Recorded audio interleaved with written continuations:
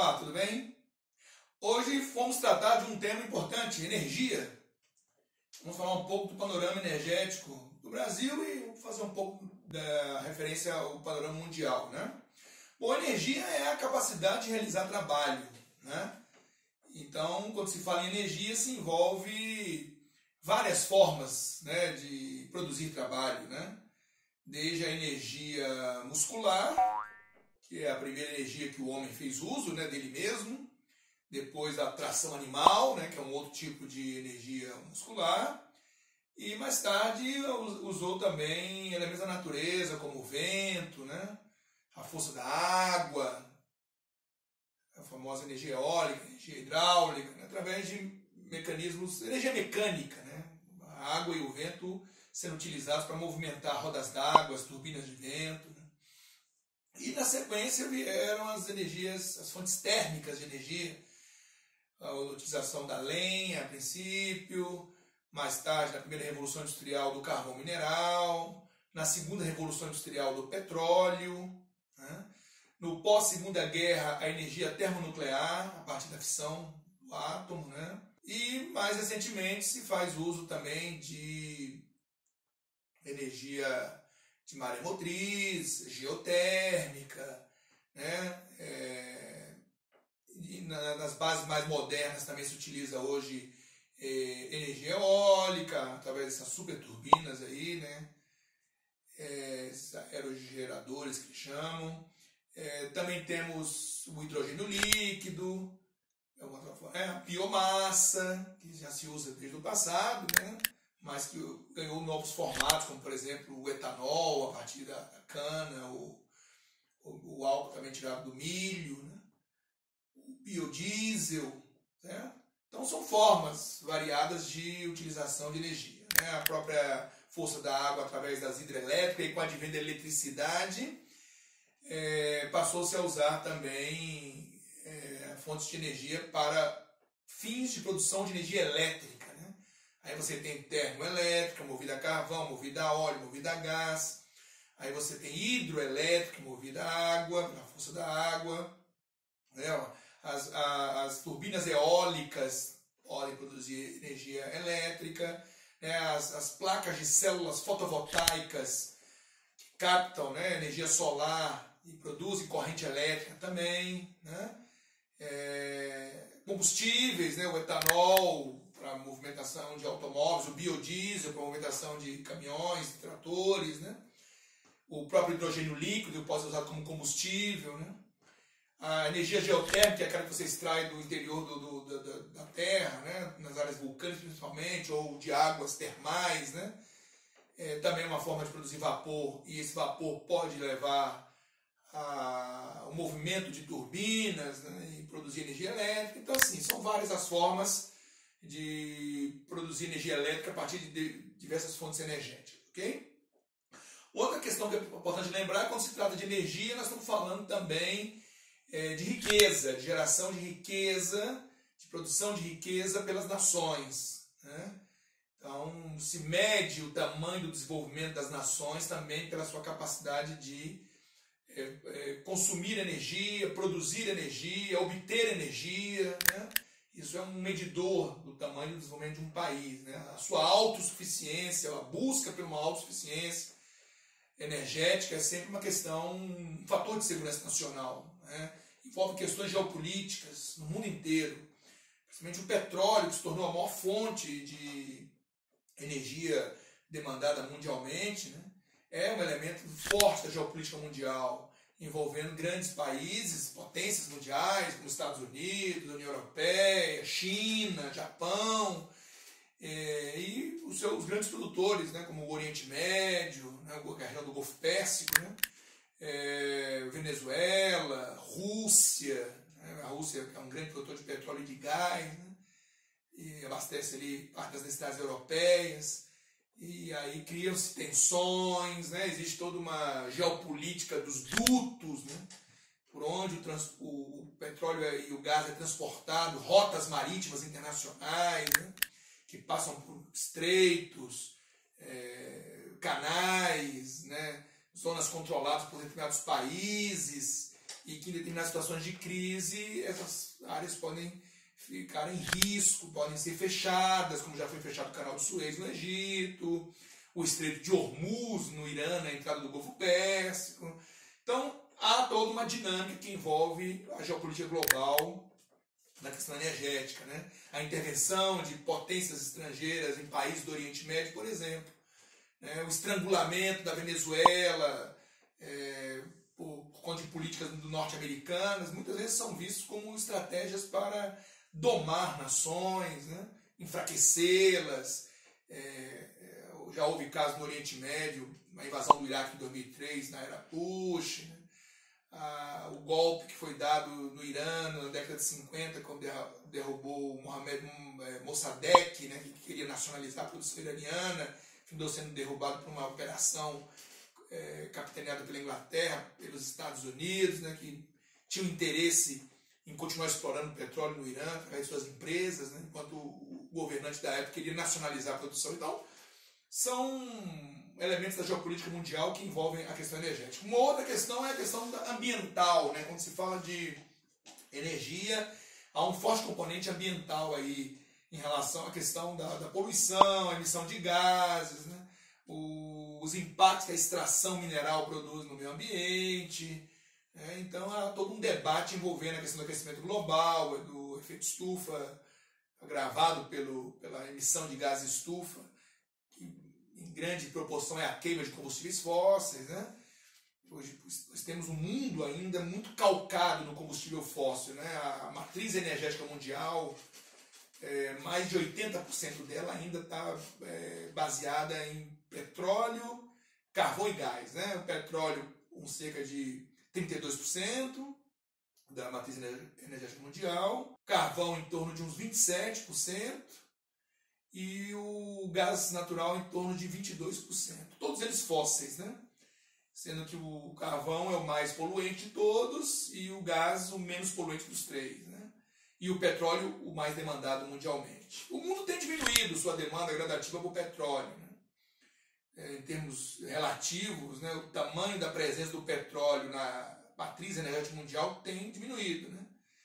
Mas ainda ele é a fonte que prepondera, né? Então, quando se discute o tema energia, a gente tem que pensar nisso tudo, né? Em produção, em geopolítica, em questões ambientais, né? A questão também do bem-estar, né? Que o acesso à energia, em tese, gera mais bem-estar para a sociedade, em termos de eletrificação, né? Acesso a transportes, acesso a matérias-primas que são tiradas pela indústria, né? Então tem todo um debate também em relação ao impacto disso tudo na sociedade, né?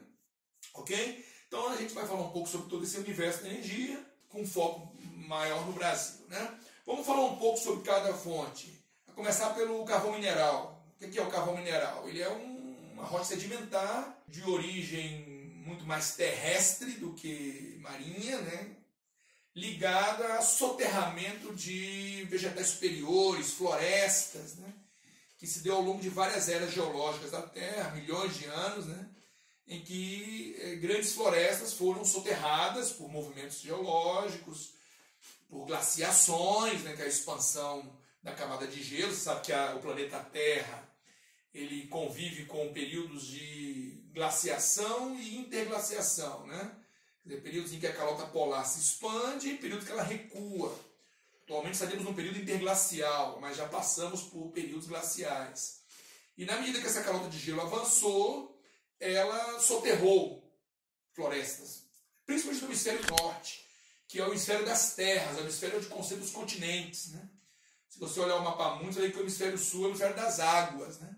Ele concentra muito mais os oceanos, né? Então, por conta disso, o hemisfério norte teve muito mais florestas soterradas do que o hemisfério sul. E formaram-se grandes bacias carboníferas, né? Que são esses depósitos de matéria orgânica que vão sendo soterrados por camadas e camadas ao longo de milhões de anos. E isso gera todo um ambiente de pressão, de temperatura, que produz a transformação química da madeira, né? Passando por vários estágios, né? E se transformando no carvão mineral. O carvão mineral, na verdade, ele ele tem vários estágios, né? Antes de ser carvão mineral propriamente dito, ele é madeira. Depois ele converte-se em turfa. Na sequência em lignito. Depois em hulha e por último em antracito. Em cada um desses estágios, o carvão mineral vai ficando mais concentrado em carbono e aumenta o seu poder calorífico e vai perdendo hidrogênio e oxigênio, que diminui suas impurezas. Por isso que o antracito é o de maior poder calorífico, né, que você tem, né, com maior concentração de carbono, né, cerca de 95% de concentração carbonífera. Né?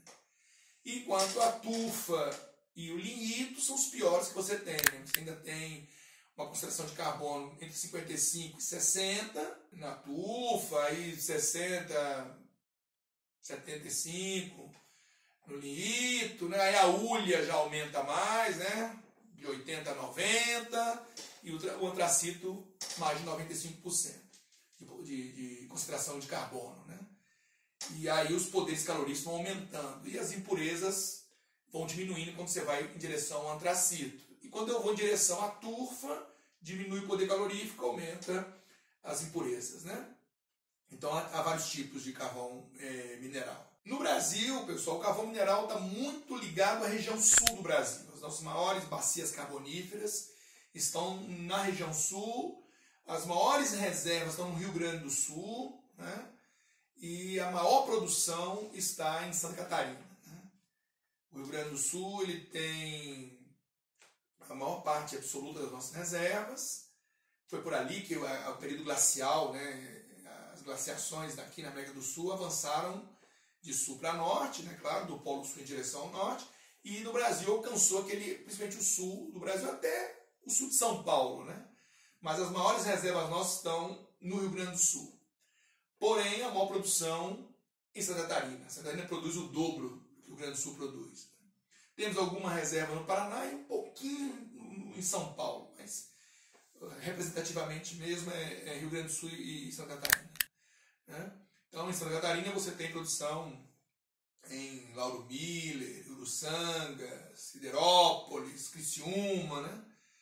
E esse carvão mineral ele é escoado por uma ferrovia chamada Teresa Cristina até os portos de Imbituba e Laguna. Né? Esse carvão mineral costuma ir abastecer termoelétricas ou, dependendo do carvão, porque tem o carvão mineral energético e tem o carvão mineral metalúrgico, né? Dependendo da qualidade dele. O metalúrgico vai para as indústrias siderúrgicas e metalúrgicas. Né? É um carvão purificável, se transforma em coque metalúrgico, né? E é utilizado lá na composição do aço, por exemplo. Já o carvão energético é de menor qualidade, de mais impureza, né? É usado na queima em termoelétrica, para produzir energia elétrica. Né? Então, dependendo do carvão, ele vai para termoelétrico, ele vai para as usinas. Né? Sai aí o transporte de cabotagem, né? Aquele que é feito ao longo do litoral, por navios, né? E aí desembarca, principalmente em Angra dos Reis, lá no Rio de Janeiro. Aí ajuda a abastecer a Companhia Siderúrgica Nacional de Volta Redonda, siderúrgicas mineiras, né? E a COSIP em São Paulo. Né?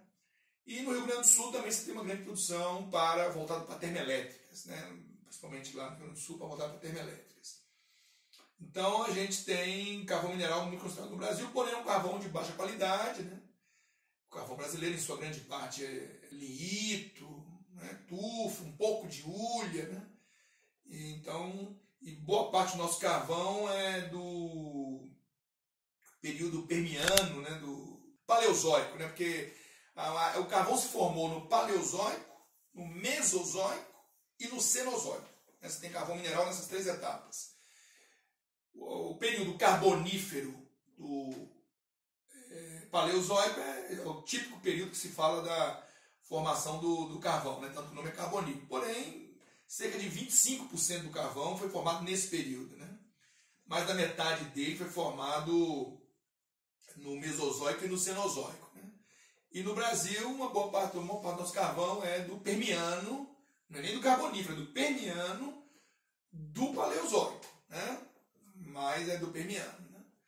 e não é um carvão de boa qualidade. Mas o Brasil importa carvão para poder, principalmente carvão metalúrgico, ele importa para poder fazer uso na sua siderurgia. Do carvão você extrai, além de energia, né, queima nas fornalhas, usa nas termoelétricas, mas também se extrai amônia, alcatrão, né, se extrai substâncias químicas do carvão, né, chamada carboquímica, né, que é a indústria que extrai produtos químicos do carvão e para ser usado na indústria, né? Ok? Então é isso, né? E no Brasil, a matriz energética brasileira, o carvão ele é cerca de 4% da nossa matriz, né, energética global, né, no Brasil. Quer dizer, o Brasil tem enquanto no mundo o carvão mineral é a maior fonte de produção de energia elétrica, né? Cerca de 38% da energia elétrica mundial vem de carvão mineral, né? No Brasil, a eletricidade, em grande parte, vem da hidroelétrica, 65%, né? Mas no mundo, o mundo ainda gera muita energia elétrica por carvão, né? Mas no Brasil, não. No Brasil, o carvão responde por 5,7% da nossa matriz elétrica apenas, né? E na matriz energética como um todo, pouco mais de 4%. Então, sim, o Brasil não é um grande, embora tenha 1% das reservas mundiais, né, tá entre os 10 maiores reservas do mundo, nosso carvão não é de boa qualidade, né? E o nosso parque siderúrgico ficou concentrado mais em Minas, distante das reservas, né, porque optou-se por ficar próximo das áreas de grande consumo e do qualidade ferrífero, em detrimento do carvão, que era de qualidade ruim, né, já que haveria uma demanda por importação de qualquer jeito. Ok? Então essa é a situação do carvão. Lembrando que o carvão é sempre um vilão na questão ambiental, devido aos grandes impactos ambientais que sua extração produz, né, e sua queima, né? Ele, dos 3 combustíveis fósseis, carvão, petróleo e gás natural, ele é o mais poluente de todos, né? Mas muito utilizado no mundo ainda. Na China mesmo, a matriz energética chinesa tem grande peso ainda o carvão mineral. Os Estados Unidos, a China, a Austrália, Rússia, são alguns dos grandes produtores de carvão mineral no mundo. Ok? Tranquilo? A outra fonte de energia importante que a gente precisa lembrar é o petróleo, né? Que é a maior fonte de energia na matriz energética mundial. O mundo ainda tem 1/3 da sua matriz baseada no petróleo, né? O Brasil, o petróleo ainda corresponde a cerca de 36% da nossa matriz energética, né? É verdade que o petróleo vem perdendo força na matriz energética do mundo e até no Brasil, em função do crescimento de outras fontes. Principalmente depois dos 2 choques do petróleo dos anos 70. Né? O mundo viveu 2 choques do petróleo. Em 73, na famosa guerra do Yom Kippur, onde árabes e judeus se enfrentaram, mais uma vitória dos judeus sobre os árabes. Né? E tinha sido formado o cartel da OPEP em 60 pelos países árabes, e já vinham se organizando, retomando o controle da produção, nacionalizando a produção ao longo dos anos 60. E aí, no início dos anos 70, muito frustrados com mais uma derrota do mundo árabe para os judeus com apoio explícito dos Estados Unidos, né, do Ocidente, eles resolveram se vingar, juntar a fome com a vontade de comer, né, e decretaram o primeiro choque do petróleo, que foi uma redução em bloco da produção, que produziu uma variação de preço que foi de pouco mais de $2 o barril para mais de 11, quase $12 o barril. Esse é o primeiro choque. O segundo se deu em 79, em função de 2 episódios que estão interligados, né? A Revolução Iraniana, Islâmica Iraniana, quando um líder religioso que liderava a oposição no país, chamado Ayatollah Khomeini, toma o poder, derrubando o monarca, né? O Shah Mohammad Reza Pahlavi, que era o imperador lá da Pérsia, né? E o Khomeini toma o poder no Irã, transforma o Irã numa teocracia, né? Funde o poder político com o poder religioso. Até hoje o Irã é governado por esse modelo, né? Não mais pelo Khomeini, que já faleceu. Hoje é o Ali Khamenei, o atual Ayatollah do Irã. E aí o Irã rompe com o Ocidente, né? Isso já produziu um movimento no preço do petróleo na época. E logo em seguida houve a guerra Irã-Iraque, que foi de 80 a 88, né? E os 2 grandes produtores saíram de cena, ameaçaram não permitir a entrada de navios no Golfo Pérsico, o Golfo Pérsico foi minado, né? Então isso tudo alterou muito a oferta e o preço variou muito. Então esse é o segundo choque. O barril chegou a passar de 40 dólares, né, no auge da crise. Depois nós tivemos a Primeira Guerra do Golfo, lá no Iraque, né, quando, ainda no governo Bush pai, né, ali no final da Guerra Fria, o Iraque tentou anexar o Kuwait e os Estados Unidos fizeram uma aliança de países e reagiram, né, a essa tentativa de anexação e produziram uma guerra, na Primeira Guerra do Golfo, quando o Iraque foi obrigado a recuar do Kuwait, né? Então, nessa guerra houve um novo aumento de petróleo, né? Porém, agora nos anos 2000, aí depois, claro, depois desse praticamente terceiro choque do petróleo, o petróleo depois ele se estabilizou ao longo dos anos 90, mas a partir dos anos 2000, na última década, na década passada, ele voltou a aumentar bastante em função de uma economia mundial superaquecida, puxada pela locomotiva chinesa, né? A China começou a demandar muito petróleo no mundo e um barril chegou a passar de 100 dólares, né? Mas mais recentemente ele voltou a cair de novo, né? Principalmente agora, depois da crise de 2008, né? Crise global de 2008, e agora, mais recentemente, com essa retração da economia global em função da pandemia, houve uma queda forte, né, de novo no preço do petróleo, né? Então, assim, é muito volátil, ele oscila muito, né, no mercado. E países que dependem muito do petróleo, da exportação de petróleo, das receitas do petróleo, oscilam junto também, né? Ok? E no caso do Brasil, o Brasil hoje é considerado um país com grandes reservas, né, principalmente depois da descoberta do famoso pré-sal, né, a partir de 2006, 2007, o Brasil anunciou que tinha descoberto grandes reservas, que o coloca entre as 10 maiores reservas do mundo, que é uma faixa de 800 quilômetros de extensão, 200 quilômetros de largura, que se estende basicamente entre Rio, São Paulo, Paraná, Santa Catarina, né? Essa faixa aí, onde você tem petróleo a grandes profundidades, a cerca de 7.000 metros de profundidade, né? E com uma lâmina d'água de 2.000 metros, então assim, é um petróleo de difícil extração, caro, né? Mas o Brasil desenvolveu um grande know-how em perfuração em águas profundas, né? E ele é muito capaz de fazer isso e tem multiplicado a produção do pré-sal rapidamente, né? Na última década agora, nós saímos de pouco mais de 40 mil barris para 1,5 milhão de barris nessa região, né? Então, o pré-sal é altamente produtivo. A Petrobras tem agilizado cada vez mais a perfuração de poços naquela região, está ficando mais ágil, e os poços estão cada vez mais produtivos, né? Hoje, o poço mais produtivo é o poço de Lula, né? Na Bacia de Santos, né?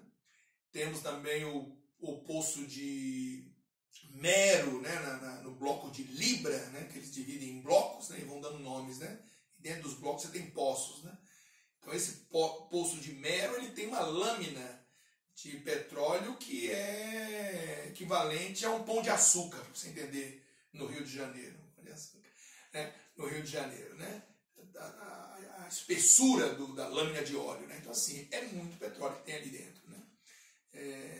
E olha, isso é uma ironia, né? O Brasil, até meados dos anos 30, né? Do século XX, havia muita dúvida, né? Se o Brasil realmente era capaz de produzir petróleo, se ele tinha petróleo, né?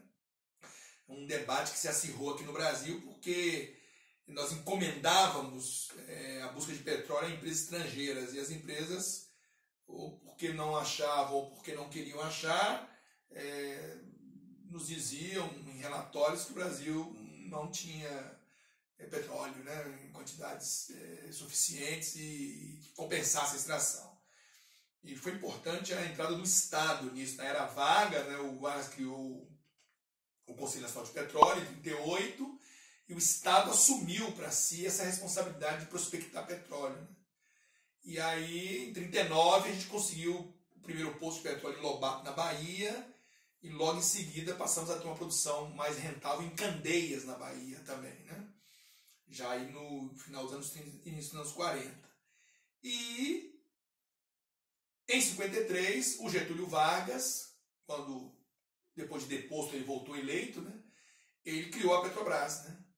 Criou uma estatal que passou a ter um monopólio da pesquisa, prospecção, extração, refino, importação de óleo cru, transporte de óleo pesado, né? Passaram a ser monopólios da Petrobras em todas as etapas. A única etapa que nós não monopolizamos era a distribuição dos derivados.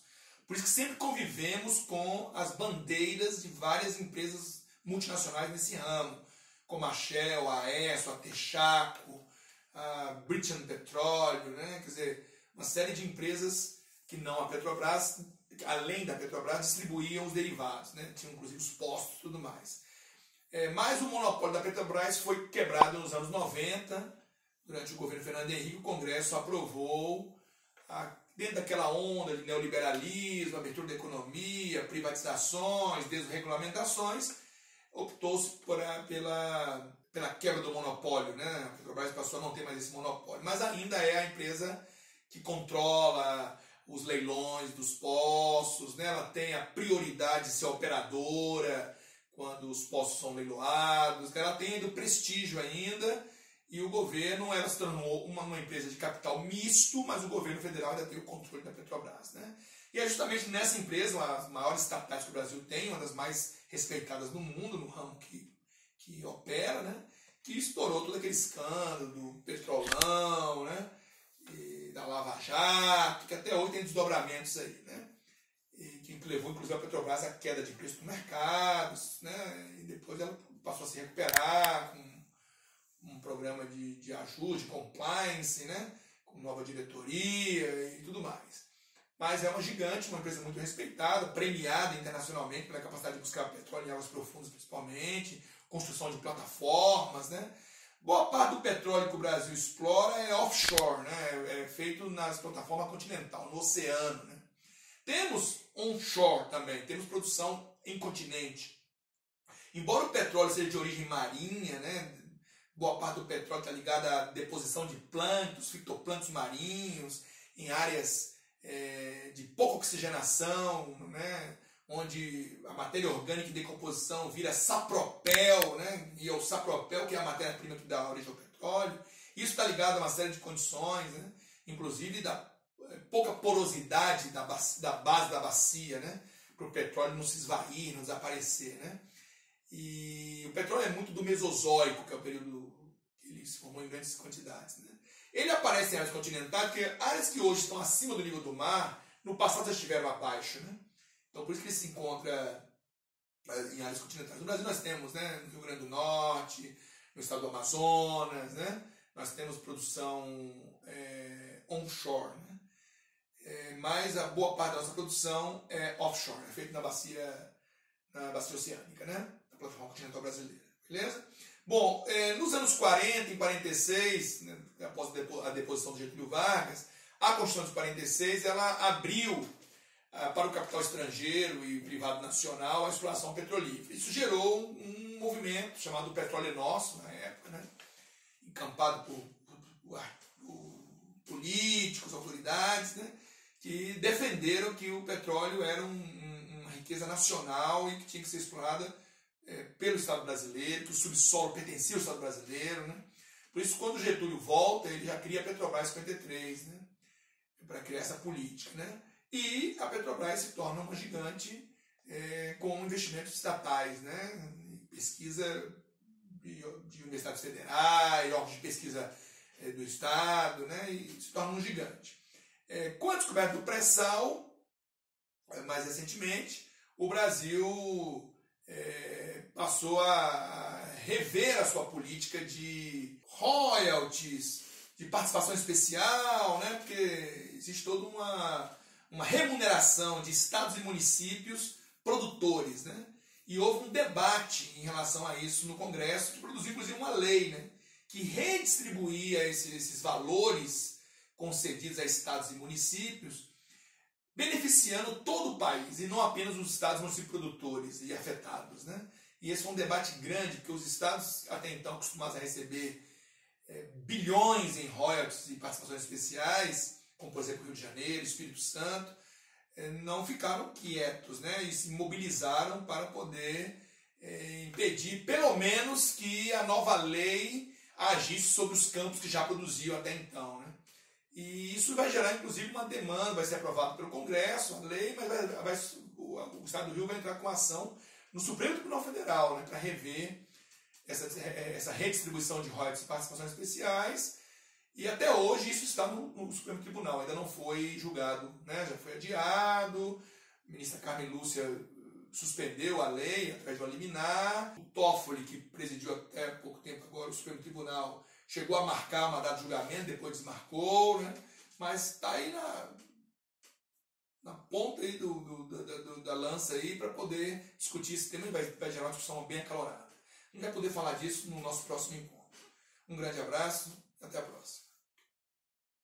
O pré-sal começou a se formar há mais de 100 milhões de anos, quando os dinossauros ainda habitavam a Terra. Os poços do pré-sal são de altíssima produtividade. As grandes reservas de petróleo foram descobertas em 2006.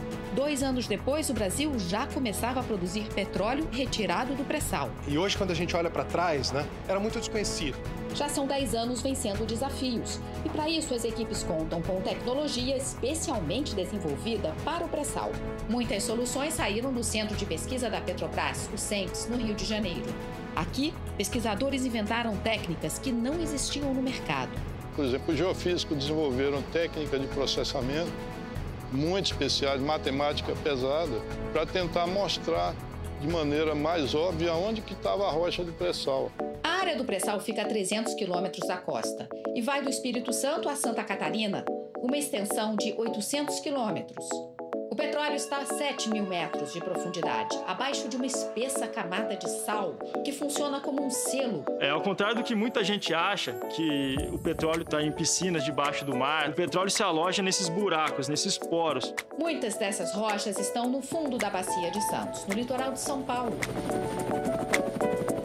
Metade da produção de petróleo que a gente tem aqui do Brasil já vem do pré-sal e 1/3 do gás que é consumido pelo Brasil também vem do pré-sal. Então, se a gente não tivesse descoberto e desenvolvido essa tecnologia toda para poder operar essas plataformas, hoje a gente estaria muito mais dependente do mercado externo. Essa jornada do conhecimento da tecnologia trouxe para a Petrobras a inovação que certamente para nós hoje são ativos tão ou mais importantes do que o petróleo que nós produzimos.